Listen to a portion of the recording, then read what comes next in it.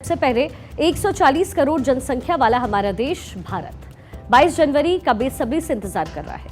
22 जनवरी वो तारीख होने जा रही है जो हजारों सालों की प्रतीक्षा को समेटे बैठी है। तो वही हजारों सालों तक याद रखा जाने वाला इतिहास बनने जा रहा है। राम भक्ति में पूरा देश इस वक्त डूबा हुआ है। अयोध्या सज चुकी है, राम का इंतजार है। 22 जनवरी को प्राण प्रतिष्ठा है। प्रधानमंत्री नरेंद्र मोदी ने पूरे कार्यक्रम का कार्यभार संभाल लिया है और हर तरफ गूंज है कि राम आएंगे तो अंगना सजाएंगे, दीप जलाएंगे, त्योहार होगा, देश में उत्सव का माहौल होगा। लेकिन एक पक्ष ऐसा भी है जिसे पता नहीं क्या दिक्कत है। राम धुन पर देश झूम रहा है तो एक पक्ष में झल्लाहट का माहौल है। जनकपुर से यात्रा निकल रही है तो दूसरी तरफ उदासी की यात्रा निकल रही है। जब देश राम के उत्सव में डूबा हुआ है तो वहीं एक तरफ से लगातार एक के बाद एक बैक टू बैक विवादित बयान दिए जा रहे हैं। सनातन का अपमान किया जा रहा है, हिंदुओं से चिढ़न को शब्दों में लिखा जा रहा है और इसका लाइव डेमो आज हम आपको दिखाएंगे, जहां राहुल गांधी के मेंटोर और कांग्रेस ओवरसीज के अध्यक्ष सैम पित्रोदा कह रहे हैं कि देश राम मंदिर में लगा हुआ है, ये परेशान करने वाला है। भारत के बारे में मैं चिंतित हूं, ये गलत दिशा में जा रहा है। राम मंदिर को लेकर के कह रहे हैं कि ये वास्तव में मुझे अपसेट और परेशान करता है। राजनीतिक लाभ के लिए धर्म का इस्तेमाल नहीं होना चाहिए। धर्म व्यक्तिगत चीज है, राष्ट्र एजेंडा नहीं है। आधुनिक राष्ट्रों का निर्माण ऐसे नहीं होता है। हद है। देखिए, राम के काम से इतनी चिढ़ आखिर क्यों? Just for some votes? और ये वोट क्या है और किस तरीके से ये लोगों के फिंगर टिप्स पर है? सबसे पहले आपको सैम पित्रोदा ने क्या कुछ कहा है और वो सुनवा देते हैं कि वो क्या कह रहे हैं और इसके मायने क्या है, फिर आगे आपको समझाएंगे। People of India will have to decide. They are intelligent. They have to decide what are the real issues. Is Ram Mandir the real issue or Berojgari is the real issue? Is Ram Mandir the real issue or Mahanga is a real issue? आपको यहाँ ये भी बता दें कि Sam Pitroda वही है जो कभी आतंकियों के लिए कहते थे कि भाई वो आए थे, हमला किया तो क्या इसकी सजा उस पूरे देश को दे दोगे?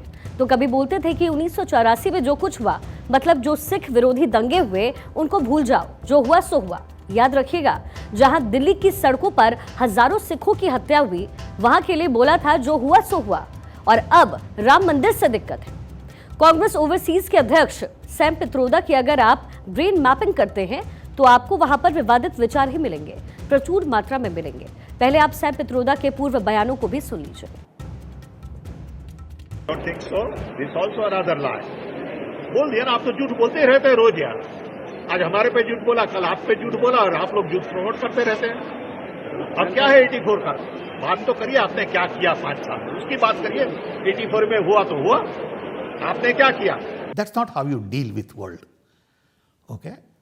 Because 8 people come and do something, you don't jump on the entire nation. It doesn't work that way. Okay? It's naive to assume that just because some people came here and attacked, every citizen of that nation is to be blamed. I don't believe that way. Sam Pitroda ने जो कुछ भी बोला है, उनके एक एक शब्द पर सवाल है। पित्रोदा ओवरसीज में कांग्रेस का काम देखते हैं, लेकिन उन्हें दिक्कत भारत में बन रहे राम मंदिर से है, जिसमें उनका रत्ती भर भी योगदान नहीं है। और ये वही लोग हैं जो पूछते थे कि मंदिर की तारीख क्या है और तंज कसते थे कि मंदिर वही बनाएंगे लेकिन तारीख नहीं बताएंगे। अब जब इन्हें तारीख मिल गई तो तिलमिला उठे हैं। खींच साफ नजर आ रही है। उनकी इसी परेशानी को लेकर के बीजेपी नेताओं का क्या कुछ कहना है, वो भी सुनिए। कि जनता इनका असली चेहरा जान चुकी है, जो भगवान राम को काल्पनिक बताते हैं, जिनके अपने अलायंस पार्टनर सारे एक के बाद दूसरा सनातन धर्म को नीचा दिखाने का काम करता है, हिंदू को अपमानित करने का काम करता है। और यही नहीं, एक के बाद दूसरा इनका नेता बार बार एक से दूसरा हल्का बयान कर रहे हैं। क्या यही राजनीति इनके लिए रह गई है? दूसरी ओर मोदी सरकार का एक ही प्रयास है, गरीबों का कल्याण, देश का विकास। मैंने कहा ना, जाको प्रभु दारुण दुख दीना, ताकि मति पहले हर लीना। जैसे अभी हमारे जो राजनीतिक प्रतिद्वंदी हैं, किसी का नाम में मंदिर है यहाँ लेना नहीं चाहता, उनकी बुद्धि को लगता है कि ऐसे समय हर लिया है भगवान ने। और उनको ये समझ में नहीं आ रहा क्या बोलना चाहिए क्या नहीं बोलना चाहिए, और ऐसी चीजें बोल करके कोई सनातन को ना कमजोर कर सकता है ना मिटा सकता है, ना हिंदुत्व को कमजोर कर सकता है ना हिंदुत्व को मिटा सकता है, ना भव्य राम मंदिर निर्माण को रोक सकता है, ना जो अच्छे पवित्र काम चल रहे हैं देश प्रदेश में ना उसे रोक सकता है। तो सैम पित्रोदा विदेश में बैठ करके राम मंदिर की तस्वीरें देख देखकर परेशान हैं, तो वहीं कुछ लोग ऐसे भी हैं जो देश में बैठ करके सनातन के बढ़ते कद से परेशान हैं, भारत की बढ़ती शक्ति को देखकर कुछ बोल पा रहे हैं, और ये एक पैटर्न सा बन गया है। बीते एक साल में देश में कुछ लोग सुबह उठते हैं तो हिंदुओं को गाली देते हैं, रात में सोने से पहले सनातन का अपमान करते हैं। और इसी बीच अब सवाल ये है कि इंडिया अलायंस को आखिर हुआ क्या है? बीजेपी को काउंटर करने के लिए आखिर सनातन अपमान का सहारा क्यों लिया जा रहा है? आखिर इससे क्या फायदा होने वाला है? ये कोई एक दल की बात नहीं है, बल्कि इंडिया अलायंस के कई दल इस तरह की हिंदू हेट पहले भी दिखा चुके हैं। इससे पहले स्वामी प्रसाद मौर्य समाजवादी पार्टी के नेता हैं, वो कहते हैं कि हिंदू कोई धर्म नहीं, एक धोखा है। डीएमके के सांसद हैं दयानिधि मारन, वो कहते हैं कि उत्तर प्रदेश बिहार के हिंदी भाषी तमिलनाडु में टॉयलेट साफ करते हैं, बाकी धर्म के काम में लगे रहते हैं। डीएमके सांसद सेंथिल कुमार कहते हैं कि बीजेपी केवल गौमूत्र वाले राज्यों में चुनाव जीतती है। डीएमके के ही नेता है उदयनिधि स्टालिन, वो कहते हैं कि सनातन डेंगू और कोरोना की तरह है। डीएमके नेता ए राजा कहते हैं कि सनातन धर्म एचआईवी और कुष्ठ रोग जैसा है। तमिलनाडु के मुख्यमंत्री एमके स्टालिन कहते हैं कि हम हिंदी के गुलाम नहीं हैं। इन सभी की बातों पर एक सिचुएशन आपको देते हैं और फिर आप सोचेगा कि उस सिचुएशन में क्या होता। लेकिन उससे पहले इस एंटी हिंदू ब्रिगेड को समझने के लिए एक बार इस ब्रिगेड को ऑडियो के साथ सुन लेते हैं।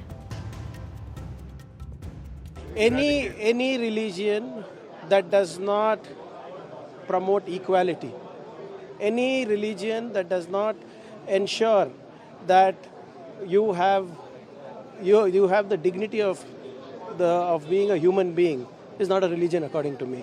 கொசு, டெங்கு காய்ச்சல், மலேரியா, கொரோனா இதையெல்லாம் நம்ம எதிர்க்கக்கூடாது, ஒழித்து கட்ட வேண்டும். அப்படிதான் இந்த சனாதனம். எங்களை பொறுத்தவரை ஹெச்ஐவி தொழுநோயை போல ஹெச்ஐவி போல சமூக அவலம் நிறைந்த ஒரு நோயாகத்தான் நம்ம பார்க்கணும். ஒன்று. இன்னொன்னு சனாதர்மத்தை கடைபிடிங்கன்னு பிரதமர் சொல்றாரு. The power of this BJP is only winning elections and mainly in the heartland states of Hindi and what we generally call as the Gomutra states. देखिए 2024 में सबसे बड़ा चुनाव है और चुनाव के मौसम में विवादित टीका टिप्पणी कोई नई बात नहीं, लेकिन क्या सियासत में कोई सीमा नहीं बची? सियासत में नफा नुकसान का गणित संभालते नेताओं ने अब अपना सबसे आसान फॉर्मूला सनातन को बना लिया है। सनातन का अपमान करना नेताओं की सियासत का सबसे आसान टूल बनता जा रहा है। कोई ऐसा दिन नहीं बचता जब सनातन के अपमान की खबर से हमें दो चार ना होना पड़े। अब इस पूरे घटनाक्रम के बीच जहां देश के बहुसंख्यकों की आस्था का सियासत के नाम पर ऐसे मजाक बनाया जाता हो, ऐसे में सवाल तो उठता है कि मोहब्बत की दुकान में ये नफरत का सामान क्या कर रहा है? राम के नाम पर कांग्रेस ओवरसीज के अध्यक्ष को चिढ़न क्यों हो रही है? सैम पित्रोदा की स्टेटमेंट को कांग्रेस सपोर्ट करती है क्या? और सनातन विरोधी टिप्पणी पर कांग्रेस की चुप्पी आखिर क्या कहती है? क्या सनातन का अपमान ही अब सियासत का धर्म बन गया है? तो ये कुछ अहम सवाल है जो उठ खड़े हुए हैं और कांग्रेस को इसका जवाब देना चाहिए। इसी